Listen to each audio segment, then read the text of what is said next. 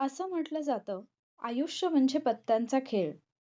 चांगली पाने मिळणे आपल्या हातात नसते, पण मिळालेल्या पानांवर चांगला डाव खेळणे यावर आपलं यश अवलंबून असतं. हॅलो वॉरियर्स, मी सुप्रिया आणि तुम्ही पाहत आहात वॉरियर ऑफिसर एज्युकेशनल चॅनल. फक्त लढण्याची नव्हे, जिंकण्याची तयारी. आज आपण ग्रुप सी 2019 पूर्व परीक्षेचा जो पेपर आहे त्याच्यामधले पॉलिटीचे क्वेश्चन्स जे आहेत ते पाहणार आहोत. आणि हे क्वेश्चन्स डेफिनेटली तुम्हाला येणाऱ्या एक्झाममध्ये, मग ती कंबाईनची असेल किंवा राज्यसेवेची असेल, दोन्ही एक्झामसाठी फार मोठ्या प्रमाणावरती फायदेशीर ठरणार आहेत. चला तर मग आजच्या लेक्चरला सुरुवात करूयात. आजच्या लेक्चरमधला पहिला प्रश्न आहे, खालील विधाने विचारात घ्या. 4 विधानं दिलेली आहेत. पहिलं विधान आहे, राज्यपाल हा राज्य विधिमंडळाचा एकात्मिक भाग नाही. दुसरं विधान आहे, राज्यपालास कार्यकाळाची सुरक्षितता नसते. तिसरं विधान आहे, राज्यपालास केव्हाही राष्ट्रपती पदावरून हटवू शकतो. आणि चौथं विधान आहे, राज्यपालास राष्ट्रपती कोणत्या कारणास्तव पदावरून हटवू शकतो याबाबत राज्यघटनेत कोणताही उल्लेख नाही. तर बेसिकली हा प्रश्न राज्यपाल या घटकावरती आहे. आणि जसं तुम्ही म्हणजे मागचे काही पेपर्स जे आपण अभ्यासलेले आहेत ते पाहिलं तर तुमच्या लक्षात येईल की राज्यपालावरती वारंवार प्रश्न विचारण्यात आलेत. आणि त्यातही राज्यपालांचा जो पदावधी आहे त्याच्या बाबतीत तर स्पेसिफिकली जास्त विचारण्यात आलेले आहेत. मग आता इथे जर आपण पहिलं विधान पाहिलं, राज्यपाल हा राज्य विधिमंडळाचा एकात्मिक भाग नाही, तर हे विधान चुकीचंच आहे. त्याचं रिझन म्हणजे आपण ज्यावेळेला विधिमंडळ किंवा विधानमंडळ अभ्यासतो तर त्याच्यामध्ये 3 घटकांचा समावेश होतो. 1 राज्यपाल, 2 विधानसभा आणि 3 विधान परिषद. ज्या राज्यांमध्ये विधान परिषद आहे तिथे विधान परिषद हा राज्य विधिमंडळाचा भाग असेल, जिथे नाही आहे तिथे राज्यपाल आणि विधानसभा हे 2 घटक असतील.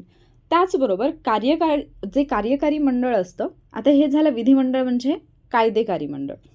जे कार्यकारी मंडळ असतं त्याच्यामध्ये सुद्धा राज्यपाल असतात, त्याच्यानंतर मुख्यमंत्री असतात, त्याचबरोबर जे मंत्रिमंडळ आहे ते याच्यामध्ये येतं, त्याचबरोबर राज्याचा महाधिवक्ता यांचा सुद्धा समावेश कशामध्ये होतो?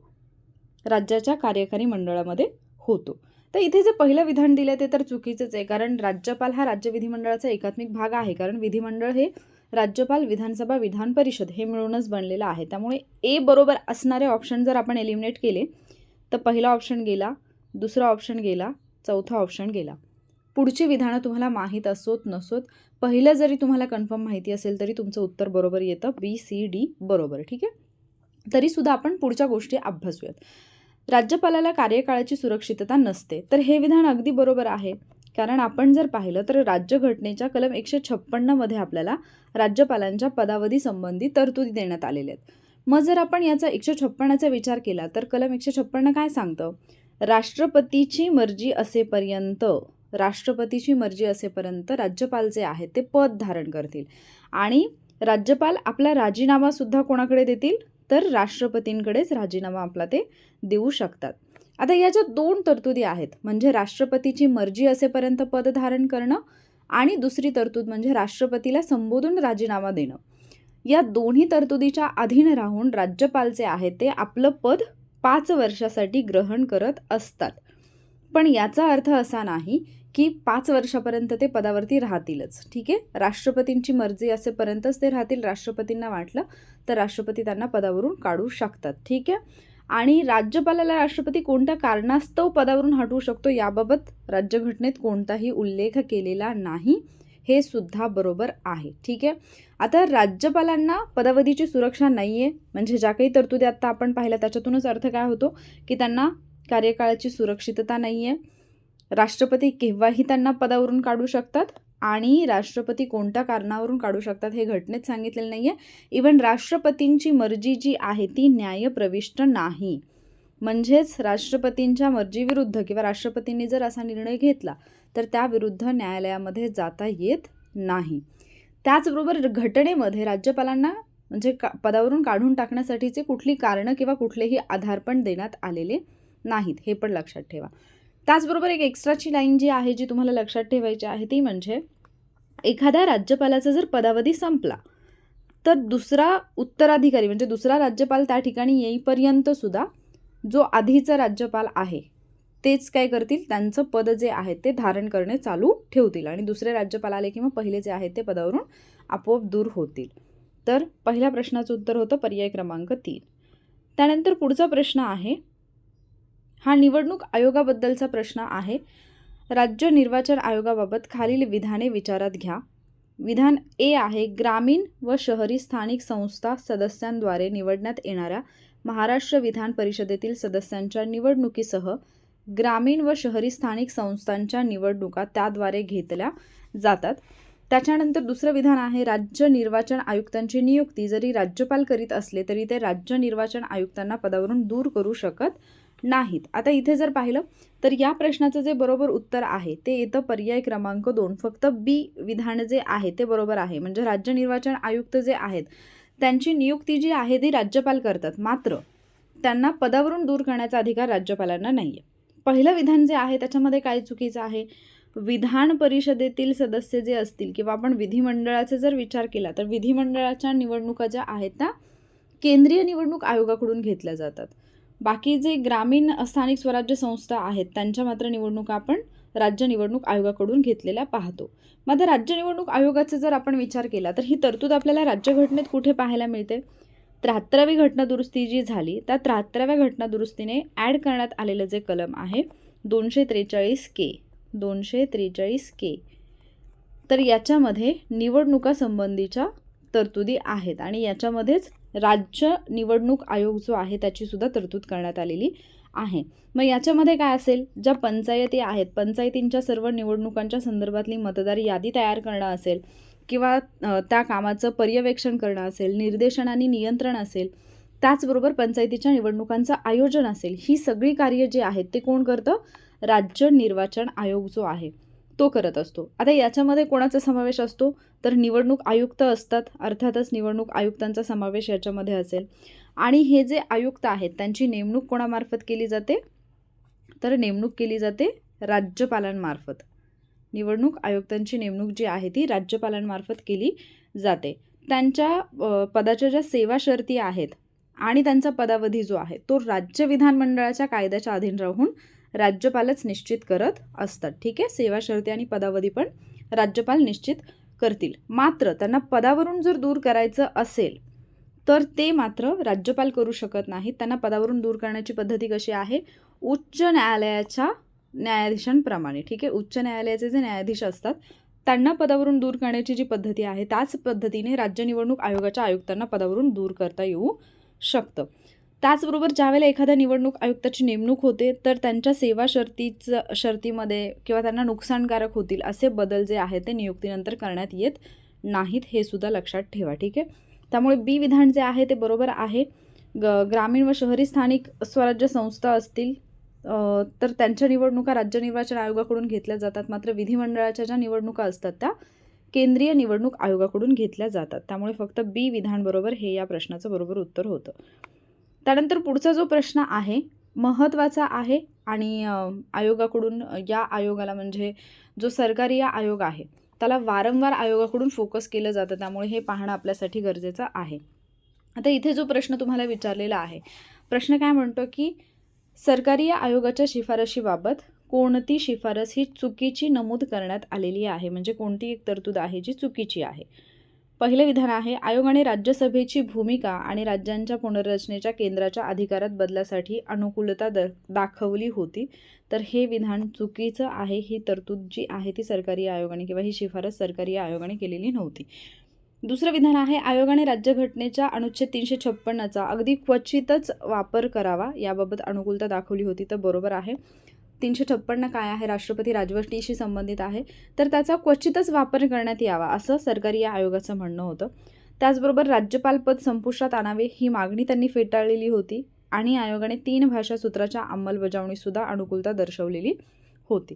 मग जर आपण सरकारी या आयोगाचा विचार केला तर 1983मध्ये सन 1983ला सरकारने केंद्र आणि राज्य यांच्या संबंधाबाबत जो आहे तो सर्वोच्च न्यायालयाचे निवृत्त न्यायाधीश होते R.S. सरकारिया. कोण? R.S. सरकारिया. तर यांच्या अध्यक्षतेखाली एक आयोग जो आहे तो नेमलेला होता. कशासाठी? केंद्र राज्य संबंधासाठी. ही त्रिसदस्यीय समिती होती, म्हणजे 3 लोक याच्यामध्ये होते आणि या समितीने किंवा या आयोगाने आपला जो अहवाल आहे तो ऑक्टोबर 1987मध्ये अहवाल सादर केलेला, अधिकृतरित्या तो जानेवारी 1988ला जाहीर करण्यात आला. ठीक आहे, सादर केला 87ला, जाहीर करण्यात आला 1988ला. पण सरकारी या आयोग जे आहेत यांनी ज्या काही शिफारशी केल्या त्या महत्त्वाच्या आहेत, त्याच्यावरती वारंवार प्रश्न विचारला जातो. आता त्यांनी एक विधान केलेलं होतं सरकारी या आयोगाने, ते म्हणजे अतिकेंद्रीकरणामुळे केंद्रात रक्तदाब वाढतो आणि परिघावर रक्ताचा अभाव निर्माण होतो.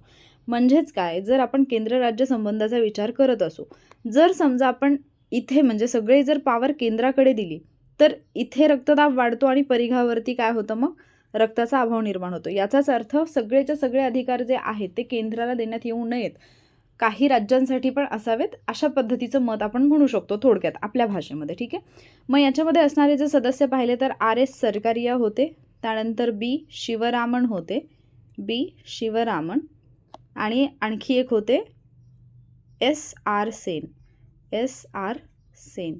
ठीक आहे, तर या 3 व्यक्ती होत्या. त्रिसदस्यीय हा आयोग होता, सरकारी आयोग. आता सरकारी आयोगाच्या जर आपण काही महत्त्वाच्या शिफारशी पाहिल्या तर एकूण त्यांनी 247 शिफारशी केलेल्या होत्या आणि त्याच्यातल्या महत्त्वाच्या जर पाहिल्या तर एक आंतरशासन परिषद स्थापन करण्यात यावी.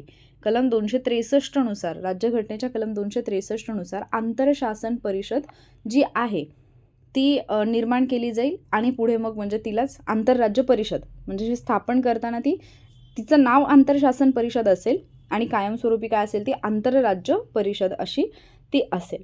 त्याचबरोबर अखिल भारतीय सेवा ज्या आहेत याच्या बाबतीत आयोगाने प्रश्न विचारलेला आहे.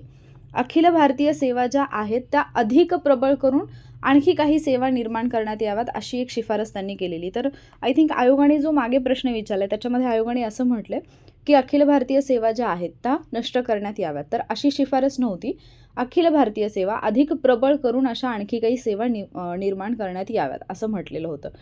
कर आकारण्याचे जे उर्वरित अधिकार आहेत ते संसदेकडे राहू द्यावेत आणि उर्वरित अधिकार समवर्ती सूचीत टाकण्यात यावेत. म्हणजे कर आकारण्याचे अधिकार संसदेकडे राहू द्यावेत आणि इतर उर्वरित अधिकार जे आहेत ते समवर्ती सूचीमध्ये टाकण्यात यावेत अशी एक महत्त्वाची शिफारस सुद्धा या आयोगाने केलेली होती.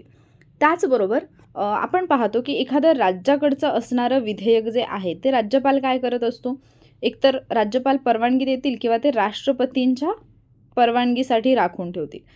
जर समजा एखादं राज्याचं विधेयक राष्ट्रपतींनी जर राखून ठेवलं तर राष्ट्रपतींनी त्याची कारणं त्या राज्याला कळवावीत अशी एक शिफारस जी होती ती सुद्धा या आयोगाने केलेली होती. त्याचबरोबर राष्ट्रीय विकास परिषद जी आहे, जी तुम्ही इकॉनॉमिक्सचा अभ्यास करताना अभ्यासता, तर राष्ट्रीय विकास परिषदेचं नाव बदलून राष्ट्रीय अर्थ व विकास परिषद करावे आणि तिची पुनर्रचना करावी, ही एक महत्त्वाची शिफारस होती. त्याचबरोबर समवर्ती सूची आहे, आता आपण पाहिलं समवर्ती सूचीमधल्या जर विषयावरती कायदा करायचा असेल तर केंद्राने, म्हणजे केंद्र जर समवर्ती सूचीतल्या विषयावरती कायदा करणार असेल तर केंद्राने राज्यांशी विचारविनिमय केला पाहिजे अशी पण एक शिफारस होती. त्याचबरोबर ज्यावेळेला राज्यपालांची नियुक्ती केली जाईल तर राज्यपालांच्या नियुक्तीच्या वेळेला तिथल्या त्या राज्याचे जे मुख्यमंत्री असतील त्यांच्याशी विचारविनिमय करण्याची प्रक्रिया सुद्धा घटनेतच मांडावी अशी एक शिफारस केलेली. आता ही शिफारस महत्त्वाची आहे, याच्यावरती प्रश्न येऊ शकतो, कारण आपण पाहतो की गव्हर्नमेंट आणि राज्यपाल यांच्यामध्ये असणारा वाद जो आहे तो महाराष्ट्राच्या संदर्भात आपण खूप चांगला अनुभवला आहे. त्यामुळे सरकारी आयोगाची जी शिफारस होती ती इथे महत्त्वपूर्ण ठरते की राज्यपालाची ज्या वेळेला नियुक्ती करायची आहे तर मुख्यमंत्र्यांशी विचार करण्याची प्रक्रिया ही घटनेतच मांडली पाहिजे. त्याचबरोबर विधानसभेत बहुमत असेपर्यंत राज्यपाल मंत्रिमंडळ बरखास्त करू शकत नाहीत, ही एक शिफारस त्यांनी केलेली होती. त्याचबरोबर त्यांनी एक महत्त्वाची शिफारस राज्यपालांच्या बाबतीत हे केली होती, म्हणजे सांगितलेली होती. जसं की आता आपण पहिलाच प्रश्न पाहिला होता राज्यपालाच्या पदावधी बाबतीत, तर यांनी एक म्हटलं होतं की राज्यपालाचं जे काही कार्यकाळ आहे तो 5 वर्षांचाच असावा आणि अत्यंत अपरिहार्य कारण असल्याशिवाय राज्यपालांच्या 5 वर्षाच्या कार्यकाळामध्ये बदल करण्यात येऊ नये असं सुद्धा त्यांनी म्हटलेलं होतं. ठीक आहे, त्याचबरोबर इथे जे आपण पाहिलं 356चा वापर जो आहे तो म्हणजे आवश्यकता असेल किंवा अतिशय क्वचित प्रसंगीच करावा अशी सुद्धा एक शिफारस या आयोगाने केलेली होती. आणि एक महत्त्वाची म्हणजे भाषिक अल्पसंख्याक आयुक्त, भाषिक अल्पसंख्याक आयुक्त हे पद जे आहे ते पुन्हा कार्यान्वित करण्यात यावं अशी एक शिफारस जी होती ती सरकारी या आयोगाने केलेली होती. आता याच्यामध्ये डिसेंबर 2011 पर्यंत सरकारने 247 पैकी ज्या 247 शिफारशी आयोगाने केल्या होत्या त्याच्यापैकी 180 शिफारशींची केंद्र सरकारने अंमलबजावणी केलेली होती. ठीक आहे, 2011 पर्यंत. आणि सगळ्यात महत्त्वाची म्हणजे अंमलबजावणी कुठल्या शिफारशीची होती तर 1990ला जी आंतरराज्य परिषदेची स्थापना करण्यात आली ती सर्वात महत्त्वाची शिफारस किंवा त्याची ही मानली जाते. काय म्हणतो आपण त्याला की म्हणजे महत्त्वाच्या शिफारशीची अंमलबजावणी मानली जाते. ठीक आहे, तर सरकारी या आयोगाबद्दलची एवढी माहिती मोर दॅन इनफ आहे. त्यानंतर आपण पुढचा प्रश्न पाहूयात. आता इथे तुम्हाला विचारले की विधान परिषद जी आहे ती जर निर्माण करायची असेल तर त्याच्यासाठीची प्रोसिजर काय आहे. विधानं दिलेली आहेत. पहिलं विधान आहे, विधान परिषद निर्माण करण्यासाठी संबंधित राज्याच्या विधानसभेने हजर राहून मतदान करणाऱ्या सदस्यांच्या 2/3 इतक्या बहुमताने ठराव पारित करणे हे आवश्यक आहे. आणि दुसरं विधान आहे, विधान परिषद निर्माण करण्यासाठी संसदेत 2/3 सदस्यांच्या बहुमताने ठराव पारित करणे गरजेचे आहे. आता लक्षात घ्या की 2 विधानं दिलेली आहेत, पण थोडंसं विधान जे आहे म्हणजे पहिल्या विधानामध्ये जे सांगितले ते तुम्हाला विधानसभेच्या बाबतीत विचारले आणि दुसरं जे विधान आहे त्याच्यामध्ये तुम्हाला संसदेत किती मतदान असायला पाहिजे हे विचारले. तर ज्यावेळेला आपण राज्य कायदेमंडळ अभ्यासतो त्याच्यामध्ये आपण विधिमंडळ हा एक महत्त्वाचा घटक अभ्यासतो. याचं जे उत्तर आहे ते आधी सांगते मी. याचं उत्तर आहे पर्याय क्रमांक 1. इथे दिलेलं फक्त पहिलं विधान जे आहे ते बरोबर आहे. तर ज्यावेळेला आपण विधिमंडळाचा अभ्यास करतो तर राज्यघटनेच्या कलम 168 मध्ये आपल्याला विधिमंडळाच्या बाबतीत म्हणजे विधिमंडळाची तरतूद आहे. आणि याच्यामध्ये काय सांगितलं आहे, विधिमंडळामध्ये काय असेल, राज्यपाल, त्यानंतर विधानसभा आणि काही राज्यांसाठी विधान परिषद. ठीक आहे, काही राज्य आहे जिथे विधान परिषदेची तरतूद आहे, जसे की आंध्र प्रदेश आहे, बिहार आहे, महाराष्ट्र आहे, कर्नाटक आहे, उत्तर प्रदेश आहे, तेलंगणा आहे. मग आपण जी ट्रिक पाहिलेली होती, विधान परिषदेची मते बिकाऊ आहेत. विधान परिषदेची मते बिकाऊ आहेत. विधान परिषद म्हणजे विधान परिषद. म म्हणजे महाराष्ट्र, ते म्हणजे तेलंगणा, बी म्हणजे बिहार, त्यानंतर का म्हणजे कर्नाटक, त्यानंतर उ म्हणजे उत्तर प्रदेश आणि आहेत म्हणजे आंध्र प्रदेश.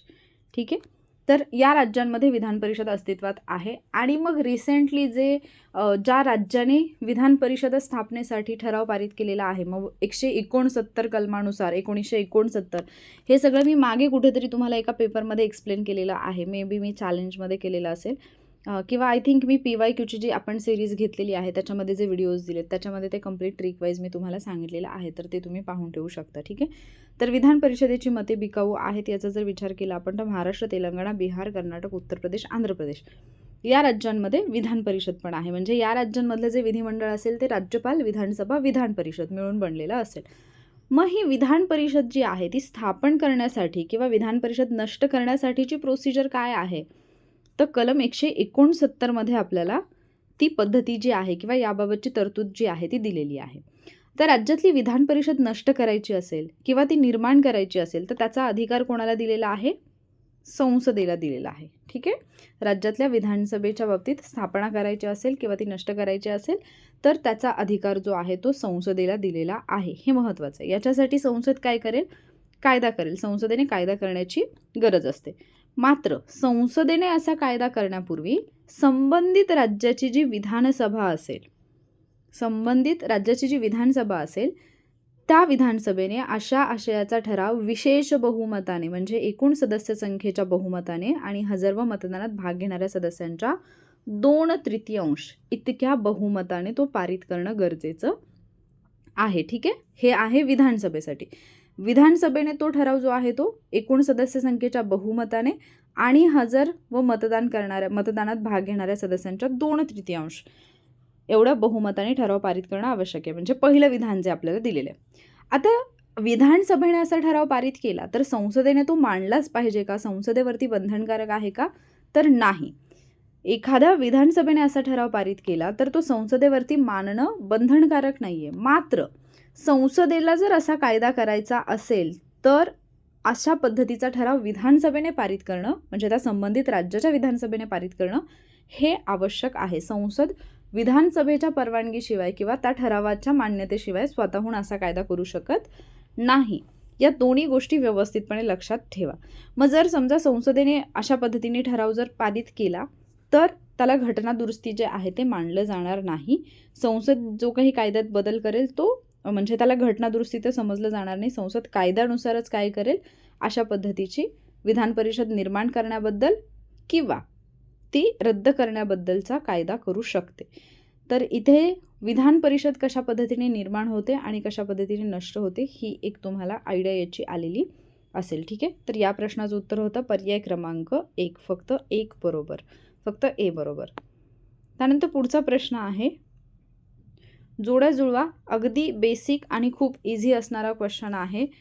सच्चिदानंद सिन्हा जे होते ते कोण होते? घटना परिषदेचे तात्पुरते अध्यक्ष होते. पहिली बैठक जी झाली तर पहिल्या बैठकीला सच्चिदानंद सिन्हा यांची अध्यक्ष म्हणून निवड करण्यात आलेली होती. आणि आपल्याला माहिती आहे की फ्रान्सची जी पद्धती होती त्या फ्रान्सच्या पद्धतीचं अनुकरण करून त्यांची नियुक्ती करण्यात आलेली होती पहिले संविधान सभेचे पहिले अध्यक्ष म्हणून.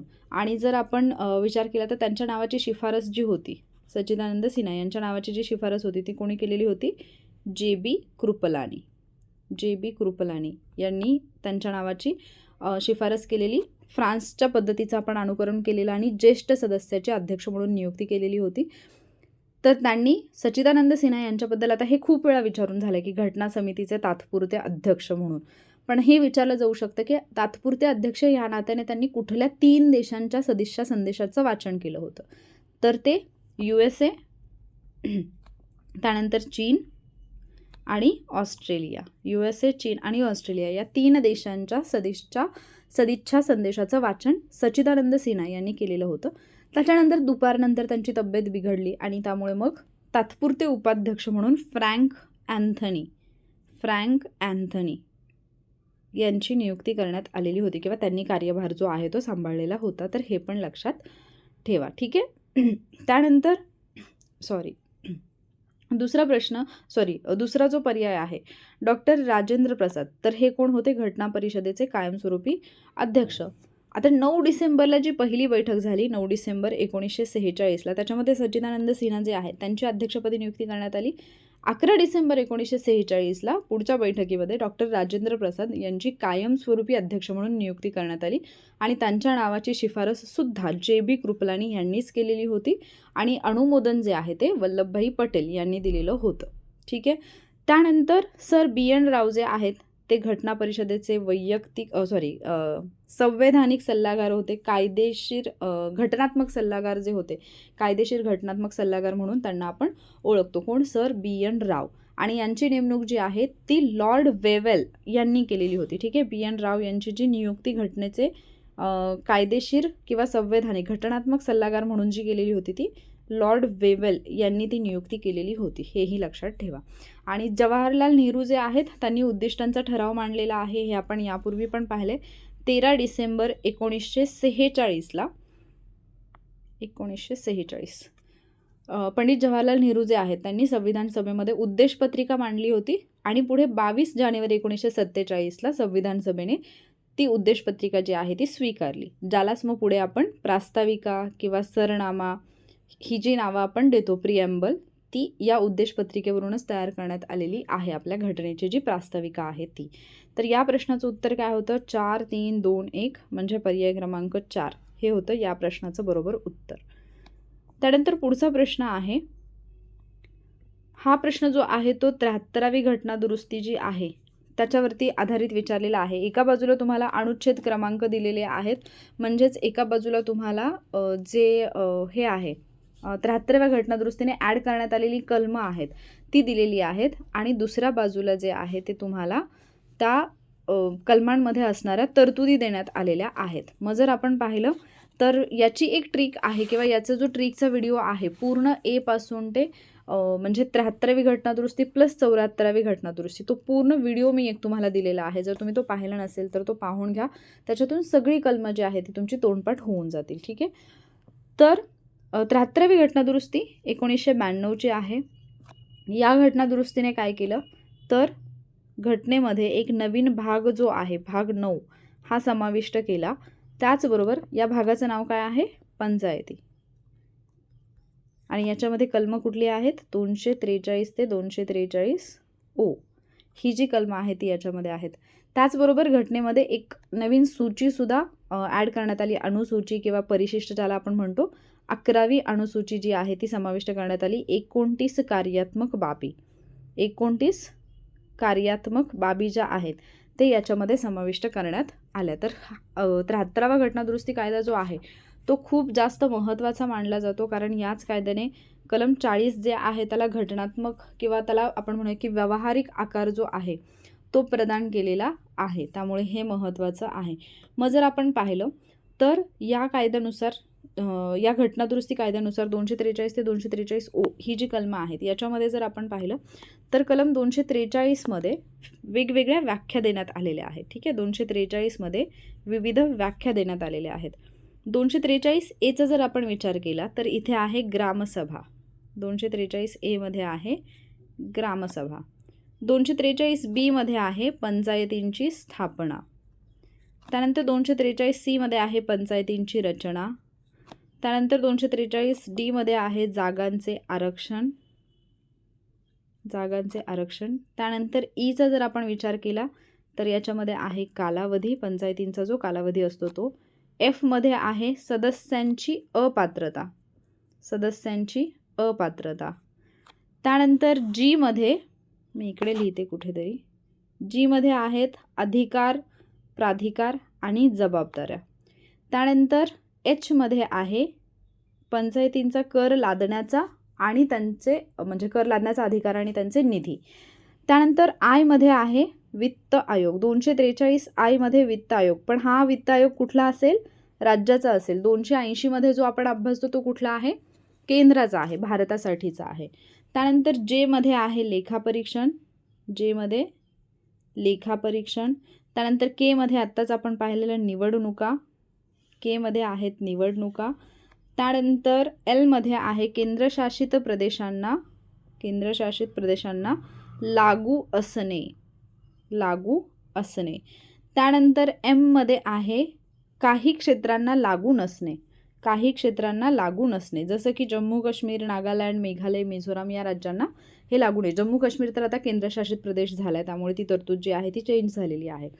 त्यानंतर एन मध्ये आहे विद्यमान कायदे आणि पंचायती ज्या आहेत त्या अस्तित्वात राहणे. विद्यमान कायदे आणि पंचायती ज्या आहेत त्या अस्तित्वात राहण्याबद्दलची तरतूद.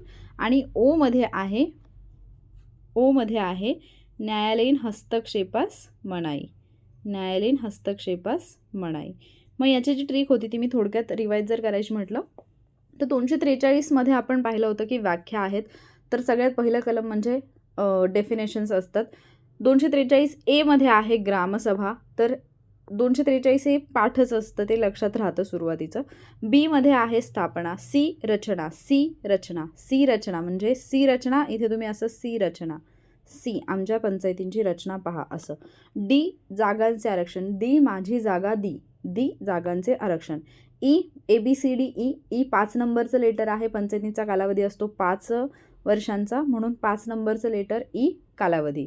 एफ अपात्रता. फेक सदस्य अपात्र होतील. जी ज्यांच्याकडे अधिकार असतात, ज्यांच्याकडे प्राधिकार असतात त्यांना आपण जी म्हणतो. सो जी अधिकार. एच कर. हो मी कर भरणार आहे. याच्यातला एच, हो मी कर भरणार आहे. आय माझा वित्त आयोग. आपल्याला पैसे कोण देतं घरून? आई माझा वित्त आयोग. जे जेल पेननी लेखापरीक्षण. खरं तर जेल असं असतं, पण आपण जे फॉर म्हणजे JEL असं आपण लक्षात ठेवतो. जेल पेननी लेखापरीक्षण करायचं आहे. के निवडणुका. ओके मी मतदान करणार आहे. कुठे? निवडणुकांमध्ये. ओके मी मतदान करणार आहे. एल म्हणजे लागू असणे. एल फॉर लागू असणे. एम फॉर मर्यादा. लागू नसणे, मर्यादा असं. लागू नसणे. एन म्हणजे विद्यमान कायदे किंवा पंचायती ज्या आहेत त्या अस्तित्वात राहणे. आणि त्यानंतर ओ तुम्ही आमच्यामध्ये पडायचं नाही. तुम्ही हस्तक्षेप करू नका, म्हणजे निवडणूक विषय बाबींमध्ये न्यायालयाच्या हस्तक्षेपाला मनाई. तर ही पूर्ण ट्रिक असणार एक व्हिडिओ मी दिला आहे, तो तुम्ही पहा म्हणजे तुमच्या लक्षात येईल. मग आता इथे ज्यावेळेला क, घ, ख, ट असं ज्यावेळेला येतं त्यावेळेला आपलं कन्फ्युजन होतं. पण ॲटलिस्ट तुम्हाला जर क्रम माहिती असेल तरीसुद्धा तुम्ही या गोष्टी ज्या आहेत ते सॉल्व्ह करू शकता. जसं की तुम्हाला माहिती की पहिल्यांदा तर ग्रामसभा होती, त्याच्यानंतर आपण स्थापना पाहिली होती, त्याच्यानंतर आपण आरक्षण पाहिलं होतं आणि त्याच्यानंतर आपण निवडणुका पाहिल्या होत्या. पण जरी समजा हे जरी लक्षात येत नसेल तर खाली तुम्हाला इंग्लिशमधून दिलेलंच आहे. एमध्ये काय आहे, ग्रामसभा आहे. दी, माझी जागा दी, रिझर्वेशन ऑफ सीट्स आहे. बीमध्ये काय होतं, पंचायतींची स्थापना, कॉन्स्टिट्यूशन ऑफ पंचायतीज. आणि केमध्ये काय आहे, इलेक्शन ऑफ पंचायत, म्हणजे निवडणुका ज्या आहेत त्या आहेत. त्यामुळे पर्याय क्रमांक 3 असेल या प्रश्नाचं उत्तर. 3, 4, 2, 1. ठीक आहे. त्यानंतर पुढचा प्रश्न, राज्याचा महाधिवक्ता, फार महत्त्वाचा टॉपिक. वारंवार प्रश्न विचारले जातात. जसं मी सांगितलं, राज्यपाल एकदाच करून ठेवायचं आणि महाधिवक्ता तर फक्त एका पेजचं प्रकरण आहे. एकदा करून ठेवलं तरी सुद्धा ते इनफ आहे. महाधिवक्ता आणि महान्यायवादी जे आहे ते दोन्ही प्रकरणं करताना एकसाथ करायची, म्हणजे लक्षात राहील. इथे विचारले, राज्याचा महाधिवक्ता आपल्या पदाचा राजीनामा कोणाकडे सोपवितो. तर अर्थातच त्यांची नियुक्ती जी आहे ते कोण करतात, राज्यपाल करतात. आणि ते आपल्या पदाचा राजीनामा जो आहे तो सुद्धा संबंधित राज्याच्या राज्यपालांकडे देतात. मग राज्याचा महाधिवक्ता जर आपण पाहिलं तर राज्याचं जे कार्यकारी मंडळ असतं, जे आपण थोड्या वेळापूर्वीच पाहिलं, कार्यकारी मंडळामध्ये मग राज्यपाल आहेत, मुख्यमंत्री आहेत, मंत्रिमंडळ आहे किंवा महाधिवक्ता आहेत, यांचा समावेश होतोय. तर कार्यकारी मंडळामध्ये राज्याचा जो महाधिवक्ता आहे त्यांचा समावेश होतो. राज्यघटनेच्या कलम 165 मध्ये महाधिवक्ता या पदाची तरतूद दिलेली आहे आणि हे राज्याचे सर्वोच्च कायदा अधिकारी असतात. राज्याचे सर्वोच्च कायदा अधिकारी असतात. नेमणूक जर आपण पाहिली तर कोणामार्फत आहे, राज्यपाल त्यांची नेमणूक करतात. आणि त्यांची पात्रता काय आहे, तर हायकोर्टचा जज, उच्च न्यायालयाचे जे जज आहेत, न्यायाधीश म्हणून नेमणूक होण्यासाठी जी पात्रता आवश्यक असते तीच पात्रता महाधिवक्ता म्हणून नेमणूक करण्यासाठी आवश्यक असते. पदावधीचा जर आपण विचार केला तर घटनेमध्ये दिलाय का, नाही दिला. त्यांचं जे वेतन वगैरे आहे ते दिलेलं आहे का, तर नाही दिलेलं. त्यांचा पदावधी जो आहे किंवा त्यांना पदावरून दूर करण्याची पद्धत आहे, आधार आहे, ते राज्यघटनेत दिलेलं नाही आहे. म्हणजेच काय, तर राज्यपालांची मर्जी असेपर्यंत ते पदावरती राहतील आणि राज्यपालांना वाटलं तर राज्यपाल केव्हाही त्यांना पदावरून दूर करू शकतात. राजीनामा द्यायचा असेल तर ते कोणाकडे देतील, राज्यपालांकडे देतील. एक संकेत पाळला जातो, जर समजा मंत्रिमंडळाने राजीनामा दिला किंवा मंत्रिमंडळ जर बरखास्त झालं तर महाधिवक्ता पण आपल्या पदाचा राजीनामा देतात. का, कारण त्यांची नेमणूक ही मंत्रिमंडळाच्या सल्ल्यानुसार झालेली असते. महाधिवक्ता यांचे पगार आणि भत्ते सुद्धा घटनेत निश्चित केलेले नाही आहेत. राज्यपालच निर्धारित करतील की त्यांना किती पारिश्रमिक द्यायचे आहेत ते. ठीक आहे. तर ही काही महाधिवक्ताबद्दलची महत्त्वाची माहिती होती. आणखी काही जे विचारले जातात की महाधिवक्ता यांना जो अधिकार असतो तो राज्य विधिमंडळाचे जे सदस्य आहेत त्यांच्याप्रमाणे त्यांना सर्व विशेष अधिकार आणि संरक्षण प्राप्त होतं. मात्र हे राज्य कॅबिनेटचे सदस्य असतात का, तर नाही, कॅबिनेट सदस्य ते नसतात. त्याचबरोबर ते पूर्णकालिक वकील पण नाहीत, म्हणजे राज्य सरकारचे पूर्णकालिक वकील पण नाही आहेत, सरकारी सेवक पण नाही आहेत आणि त्यांना खाजगी वकिलीपासून प्रतिबंधित पण करण्यात आलेलं नाही आहे, म्हणजे ते खाजगी वकिली पण करू शकतात. ठीक आहे. तर या प्रश्नाचं उत्तर होतं पर्याय क्रमांक 2. त्यानंतर पुढचा प्रश्न, आता तुम्ही कालच्या परवाच्या पेपरमध्ये जे आपण इकडे 100 डेजमध्ये डिस्कशन घेतलेलं त्याच्यावरून तुमच्या लक्षात आलं असेल की काही प्रश्न जे आहेत त्यांचा रेफरन्स तुम्हाला तिथल्या तिथेच सापडतो. म्हणजे एक प्रश्न तुम्ही व्यवस्थित अभ्यासला असेल तर दुसऱ्या प्रश्नाचा रेफरन्स तुम्हाला त्याच्यातूनच कुठेतरी मिळत असतो. जसं की आपण परवा कलम 226 आणि 32 बद्दलचं डिस्कशन केलं होतं. तर इथे तुम्हाला विचारले, भारतीय राज्यघटनेच्या अनुच्छेद 32 अन्वये खालीलपैकी कोणत्या प्रकारच्या आदेशाची तरतूद सुस्पष्टपणे केलेली आहे, जे रीट्स आहेत. तर इथे विचारलं की कलम 32 मध्ये केलेली नाही, कलम 32 मध्ये जे काही रीट्स दिलेले आहेत त्याच्यापैकी कशाची तरतूद जी आहे ती घटनेमध्ये करण्यात आलेली नाही किंवा कलम 32 अन्वये करण्यात आलेली नाही. तर आपल्याला माहिती की त्याच्यामध्ये प्रोहिबिशन आहे, प्रतिषेध आहे, को वॉरंटो आहे, अधिकार पृच्छा, उत्प्रेषण आहे, पण इंजंक्शन आहे का, नाही. म्हणजे पर्याय क्रमांक 1 जे आहे ते तुमचं बरोबर उत्तर असायला पाहिजे. मग जर आपण पाहिलं तर सर्वोच्च न्यायालय जे आहे ते कलम 32 नुसार आणि हायकोर्ट जे आहे उच्च न्यायालय ते कलम 226 नुसार जे आहे ते रीट काढू शकतं. सर्वोच्च न्यायालय केवळ मूलभूत हक्कांसाठी काढू शकेल, उच्च न्यायालय मूलभूत हक्कांशिवाय इतर बाबींसाठी पण काढू शकेल. मग हे कुठले कुठले रीट्स आहेत? पहिला आहे हेबियस कॉर्पस, म्हणजेच काय, to have the body of, म्हणजेच सदेह उपस्थित राहणे. हेबियस कॉर्पस, सदेह उपस्थित राहणे. आणि मग याच्याबद्दलची जी ती मूवी आहे जय भीम ती तुम्ही पाहिलेली असेल. त्याच्यानंतर दुसरी जर आपण पाहिली तर परमादेश किंवा महादेश, परमादेश किंवा त्यालाच महादेश म्हणजेच काय तर मॅन्डमस असं म्हटलं जातं त्याला. आम्ही आज्ञा देतो, हा वाला जो रीट आहे किंवा हा वाला जो आदेश आहे तो. त्याच्यानंतर पुढचा जो आहे जो इथे दिलेला आहे प्रोहिबिशन म्हणजे प्रतिषेध, प्रतिषेध याचा अर्थ होतो प्रतिबंध करणे एखाद्या गोष्टीसाठी. उत्प्रेषण म्हणजे सर्शिओरारी इथे दिलेला आहे, सर्शिओरारी किंवा सर्शिओराराय म्हणजेच काय प्राकर्षण असं पण त्याला म्हटलं जातं. याचा अर्थ असा होतो की असे प्रमाणित करण्यात येते की. आणि त्याच्यानंतर आहे अधिकारपृच्छा म्हणजे को वॉरंटो म्हणजेच स्वाधिकार किंवा अधिकारपृच्छा. तर हे 5 आहेत. हेबियस कॉर्पस आहे, परमादेश किंवा महादेश आहे, प्रतिषेध आहे, त्याच्यानंतर उत्प्रेषण आहे आणि अधिकारपृच्छा आहे.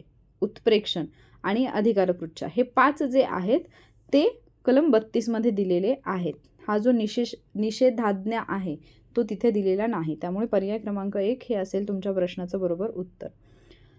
त्यानंतर पुढचा प्रश्न जो आहे भारतीय राज्यघटनेच्या अनुच्छेद 39 मध्ये खालीलपैकी कोणत्या तरतुदींचा समावेश करण्यात आलेला नाही. परत एकदा नाहीने वाक्य जे आहे ते एंड होते आणि मग बऱ्याचदा असं होतं की घाईघाईमध्ये आपण असे जर प्रश्न आलेले असतील तर आपले चुकतात. तर इथे तुम्हाला जो प्रश्न विचारला आहे तो कशाबद्दलचा विचारलेला आहे, आय थिंक कलम 39 म्हटल्यानंतर मार्गदर्शक तत्वांबद्दलचा हा प्रश्न आहे. मग जर आपण मार्गदर्शक तत्वांचा जर विचार केला तर आपल्याला माहिती आहे की राज्य धोरणाची मार्गदर्शक तत्व जी आहेत ती राज्यघटनेच्या भाग 4 मध्ये आहेत, कलम 36 ते 51 मध्ये आहेत. पण त्यातही आपण जर पाहिलं तर 38 ते 51 मध्ये आपल्याला या तरतुदी पाहायला मिळतात.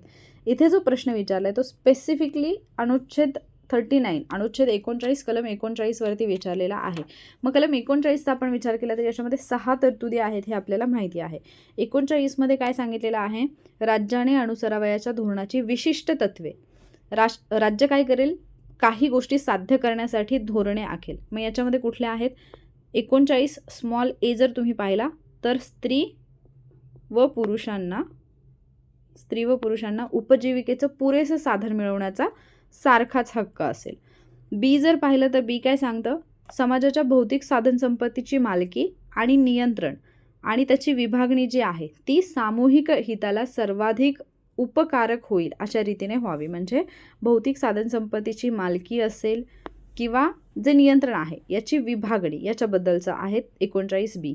39 सी जर पाहिलं तर आर्थिक व्यवस्थेच्या राबणुकीमुळे सामूहिक हितास बाधक होईल अशा प्रकारे संपत्ती आणि उत्पादन यांचे केंद्रीकरण होऊ न देणे, केंद्रीकरण नको व्हायला, ठीक आहे, केंद्रीकरण होऊ न देणे. डी मध्ये काय आहे, इथे जे दिलेलं आहे ते पुरुष व स्त्रिया दोघांनाही समान कामाबद्दल समान वेतन. त्यानंतर ई मध्ये काय दिलेलं आहे तर स्त्री आणि पुरुष कामगारांचा आरोग्य व ताकद आणि बालकांचे कोवळे वय यांचा दुरुपयोग करून घेण्यात येऊ नये. तसेच नागरिकांना आर्थिक गरजेपोटी त्यांचे वय किंवा ताकद यास न पेलणाऱ्या व्यवसायात शिरू द्यायचं नाही, याच्यासाठी पण राज्य धोरण आखेल. आणि एफ मध्ये काय आहे तर बालकांना निरामय पद्धतीने आणि मुक्त व प्रतिष्ठापूर्ण वातावरणात आपला विकास करण्याची संधी सुविधा दिल्या जाव्यात आणि बालक व युवक यांचं शोषणापासून नैतिक आणि भौतिक उपेक्षेपासून सुद्धा संरक्षण केलं जाईल. तर ही 6 जी आहेत ती दिलेली आहेत 39 मध्ये. मार्गदर्शक तत्व लक्षात ठेवण्यासाठीचा पण एक व्हिडिओ जो आहे तो मी ऑलरेडी म्हणजे ट्रिकचा एक व्हिडिओ जो आहे तो मी अपलोड केलेला आहे. पॉलिटी बाय वॉरियर ऑफिसर अशी प्लेलिस्ट आहे किंवा चॅनलवरती गेल्यानंतर प्लेलिस्टमध्ये पॉलिटी बाय वॉरियर ऑफिसर ही प्लेलिस्ट ओपन केली तर त्याच्यात तुम्हाला पॉलिटीच्या ट्रिक्सचे खूप सगळे व्हिडिओज मिळतील, ते तुम्ही पाहू शकता. मग आता इथे जे दिले ग्रामपंचायतीचं संघटन कुठे आहे, कलम 40 मध्ये दिलेला आहे. आणि लोककल्याणाच्या संवर्धनासाठी समाज व्यवस्था प्रस्थापित करणे हे जे आहे ते आहे कलम 38 मध्ये दिलेलं. त्यामुळे ए आणि डी बरोबर असा पर्याय आपल्याला पाहिजे. समावेश नाही विचारले, त्यामुळे बी आणि सी जे आहे ते आपल्याला उत्तरामध्ये पाहिजे, कारण ही 2 नाही आहेत 39 मध्ये. तर पर्याय क्रमांक 2 हे असेल आपल्या या प्रश्नाचं बरोबर उत्तर. त्यानंतर पुढचा प्रश्न, प्रशासनावरील न्यायिक नियंत्रणाचा मुख्य उद्देश कोणता असतो. आता जे प्रशासन चालू आहे, ॲडमिनिस्ट्रेशन जे आहे त्याच्यावरती न्यायालयाचं किंवा न्यायिक कंट्रोल एक नियंत्रण जे असतं त्याच्या पाठीमागचा उद्देश काय असेल तर लक्षात घ्या, प्रशासकीय अंगाची मुखत्यारी किंवा मनमानी काबूत ठेवणे याच्यासाठी न्यायव्यवस्थाने येथे प्रशासनाचं म्हणजे ॲडमिनिस्ट्रेशनमध्ये ती रचनाच तशी असते. नागरिकांच्या तक्रारींचे निवारण करण्यास सहाय्य करणे तर नाही म्हणजे काही बाबतीत तुम्ही जर पाहिलं तर ॲडमिनिस्ट्रेशन बाबतीतल्या आपल्या जर काही तक्रारी असतील तर आपण तिकडेच जातो, म्हणजे ॲडमिनिस्ट्रेशनमध्ये जे काही विभाग असतील तिकडे जातो. मात्र आपले जे हक्क आहेत, आपले जे राईट्स आहेत आणि आपलं जे स्वातंत्र्य आहेत याचं रक्षण करण्यासाठी न्यायिक नियंत्रण हे गरजेचं असतं. जर न्यायालयाचं नियंत्रण नसेल तर आपले मूलभूत हक्क असतील किंवा आपले इतर जे नैसर्गिक हक्क आहेत तेही आणि आपलं स्वातंत्र्यसुद्धा बाधित होऊ शकतं. त्यामुळे न्यायिक नियंत्रणाचा मुख्य उद्देश काय असतो? नागरिकांच्या अधिकाराचे आणि स्वातंत्र्याचे रक्षण करणे. ठीक आहे, थोडासा कन्सेप्च्युअल क्वेश्चन होता, पण तो समजून घेणं गरजेचं आहे. आता सरकारी अधिकाऱ्यांच्या चुकीच्या कृतींना आळा घालणं आणि शिक्षा करणं, तर याच्यासाठी वेगवेगळ्या यंत्रणा ज्या आहेत त्या काम करत असतात. प्रत्येक वेळेला न्यायव्यवस्थेची इथे गरज नसते. इथे जे न्यायिक नियंत्रण विचारलं आहे त्याचं उत्तर असेल नागरिकांच्या अधिकाराचे आणि स्वातंत्र्याचे रक्षण करणे. ठीक आहे, तर इथे आपण 2019च्या पेपरमधले जे पॉलिटीचे क्वेश्चन्स आहेत ते घेतलेले आहेत आणि याच्यातून बराचसा पार्ट जो आहे तो सुद्धा आपण कव्हर केलेला आहे. तुम्हाला निश्चितपणे या लेक्चरचा फायदा होईल अशी आशा आहे. बऱ्याचशा गोष्टी तुमच्या क्लिअर पण झाल्या असतील. व्हिडिओ कसा वाटला हे मला नक्की सांगा. जर फायदेशीर वाटला असेल तर व्हिडिओला लाईक आणि शेअरसुद्धा नक्कीच करा आणि चॅनलवरती जर नवीन असाल तर चॅनलला सबस्क्राईब करा. थँक्यू.